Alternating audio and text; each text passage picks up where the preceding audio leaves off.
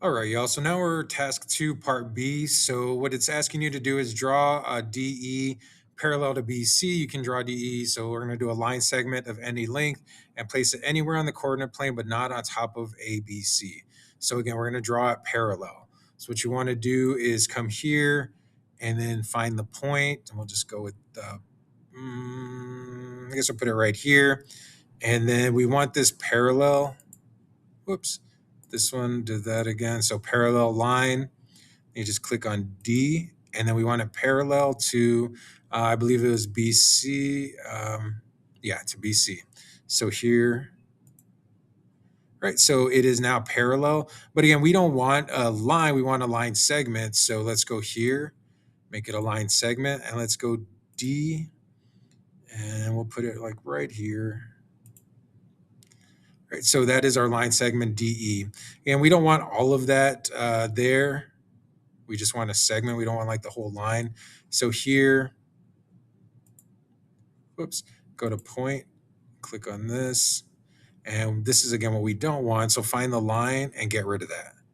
Right. And again, if you didn't catch that, just pause and rewind, to make sure you get that.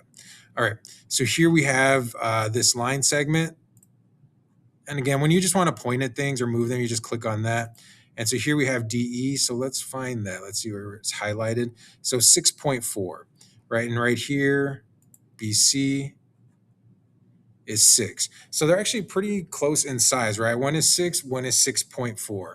So now it's asking you, find and record the ratio of the length of DE to the length of BC. Then multiply that. So let's start with this. The ratio of the length of DE to the length of BC.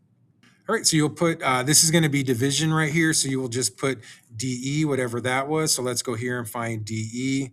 DE was 6.4. So here you would just do 6.4 divided by, and then the other one was 6, right? But just to show you guys again, click on this, and that was just 6, right? So we'll just put the 6 right here and then do that division problem.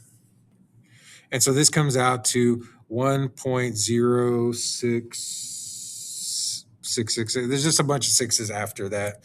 And so that will be the length. And let's just go ahead and round this up to 1.1.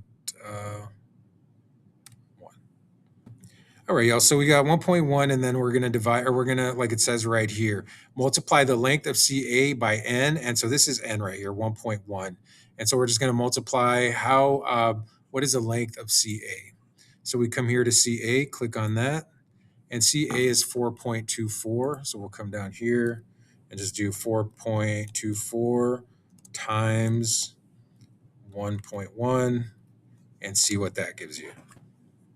All right, and that seems to give us 4.664. All right, so 4.664 units. Whoops, I'm going to lowercase the rest of this.